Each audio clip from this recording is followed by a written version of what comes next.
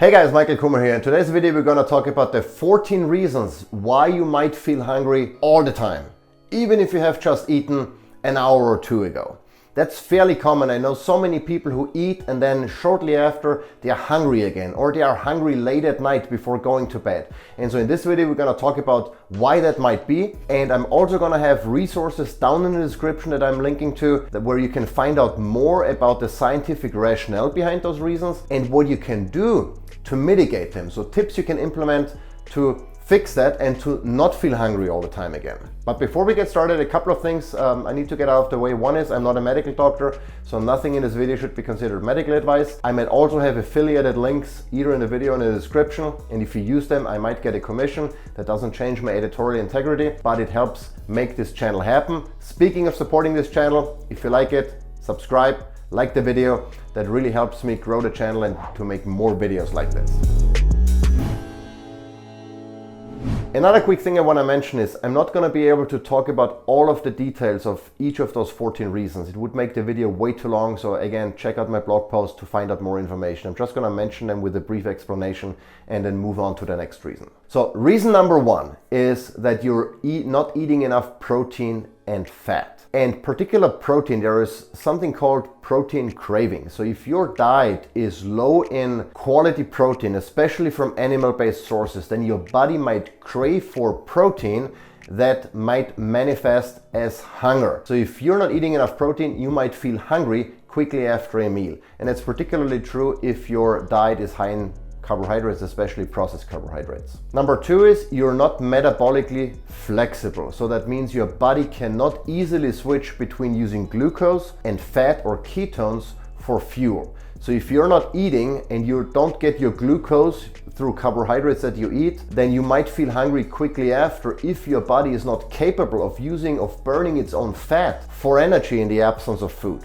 So it's important to become metabolically flexible so you're not hungry all the time. Number three, you're sleep deprived. If you didn't sleep well, then you might feel hungrier than normal because sleep deprivation changes or messes with your hunger hormones, and in particular ghrelin, which is the hormone that makes you feel hungry, but it also makes you try to compensate for the lack of energy you have by eating energy-dense food. So it increases your appetite, and that's why it's important to focus on sleep quality and to sleep well every day. Next reason is you're eating too many carbs, and in particular processed carbohydrates and refined carbs. Whenever you eat carbohydrates, your blood sugar levels rise and then they drop. And depending on your metabolic health and other factors, sometimes they drop even below normal levels, making you feel like you're low on sugar and you need to eat again. If you maintain stable blood sugar levels by eating predominantly fat and protein, you're less likely to feel hungry, especially after meals. Reason number five, you're dehydrated. Mild dehydration can manifest as hunger because the brain sometimes cannot tell the difference. So the best course of action is to hydrate well,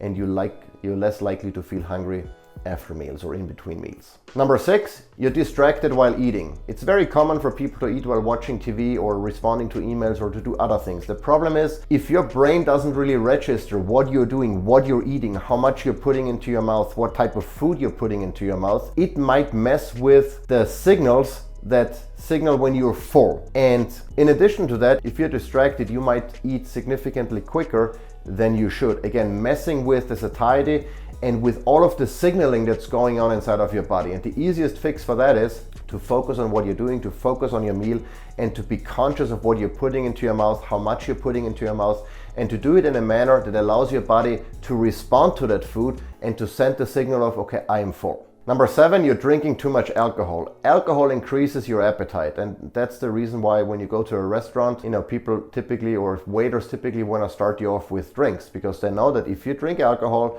you're hungrier than you really are, because your appetite levels increase, your ghrelin levels increase, and you're likely to overeat and to order more food than what you really need. And so I highly recommend to either reduce your alcohol intake or to cut out alcohol altogether if you constantly feel hungry, especially after meals. Number eight, you're drinking your calories. If you leverage meal replacement shakes or protein shakes or post-workout shakes, whatever the case might be, anything liquid, then that usually that liquid food usually digests significantly quicker and passes through your digestive tract quicker than solid food, making you feel hungry quicker again because your stomach is empty quicker.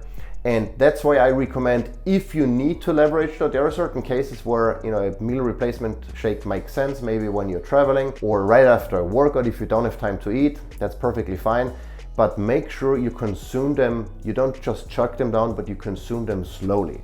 You know, put that liquid into your mouth, leave it there for a little bit. Make sure, because the digestive process already starts in your mouth. So give your body a chance to respond to that and to register what's coming down the pike, and not just, you know, shoot it down and then move on, because you likely feel hungry right after again. Reason number 9, you're stressed. Stress increases your hunger. And that's an evolutionary mechanism, because back in the days, if we were stressed, that means our life was usually threatened, and so we needed energy to either fight or to run or to do something to save our lives. And so if you're under chronic stress, it not only messes with your hunger hormones, but it also makes you more likely to make up or to prepare for that battle that really never comes. You typically don't need the energy to deal with, you know, financial stress or with work stress or whatever. That's typically not something you need to eat extra for. It's not a physical activity that you have to perform. And so by managing your stress levels, by lowering your stress, especially chronic stress, you're less likely to feel hungry all the time. Number 10, you take certain medications. There are certain medications like antidepressants and psychopharmaca that can increase your appetite. And there isn't really much you can do about them other than getting off of them by, you know, fixing whatever is causing that issue and working with your doctor to get off that medication, or maybe to switch it out for something that doesn't increase your appetite. But if that's the case, if you're on anti-anxiety medication or some other type of medication that messes with your brain, it can also increase your hunger, and you should be aware of that. Number 11, you have a medical condition. There are certain medical conditions, especially diabetes, that not only make you more thirsty but also hungrier, and that's because of your insulin levels. If your insulin levels are either too low or too high, you can feel hungry, and the best course of action is to become more insulin resistant, to lower your insulin levels, and to not be diabetic. And especially if it's type 2 diabetes, you often have the tool of making lifestyle choices to not be diabetic again. If you're type 1, it's a little bit more complicated, of course, but in particular with type 2, you know, making sure you become metabolically flexible and you lower your insulin levels is typically the best course of action, and those are things you can influence with dietary choices. Number 12, you are leptin resistant. Leptin is a hunger suppressing hormone. So typically if you're metabolically healthy and you consume food and you had enough food, your body releases leptin to signal to the brain that you're done. You're not hungry anymore, you can stop eating. Now, if you have a diet that's high in industrial seed oils, aka vegetable oils, and processed and refined carbohydrates, then you might have become leptin resistant, meaning that your body doesn't process the signals of leptin and you continue eating, you continue being hungry. And the best course of action here is to become more leptin resistant, or to become more leptin sensitive, is to make dietary changes, to cut out seed oils, vegetable oils, and processed and refined carbohydrates, and to consume more animal-based sources of protein and fat. That makes you more metabolically flexible, metabolically healthy, and more sensitive to the signal of the hormone leptin. Number 13 is you might not be getting enough nutrients. Most food, especially processed food, is void of micronutrients, especially vitamins and minerals.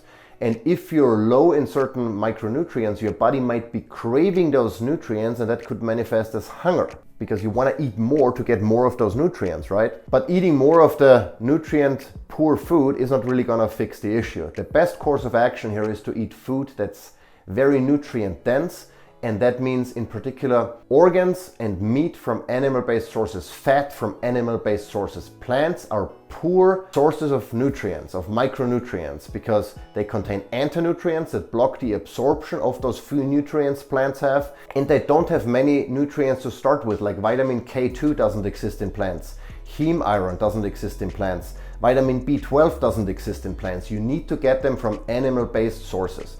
And the best source of micronutrients, arguably, are organs, in particular liver. And I know what you're thinking, I don't like liver, I don't like the taste, etc. There are freeze-dried liver supplements, such as the ones we sell at MK Supplements, that are an excellent source of micronutrients that can fix any of those gaps you might have. And number 14, is a pretty obvious one. You might not be getting enough calories. If you're on a chronic caloric deficit, maybe because you want to lose weight, then stop that right away. Eating less than what you need is not going to help you lose weight and keep your weight down in the long run.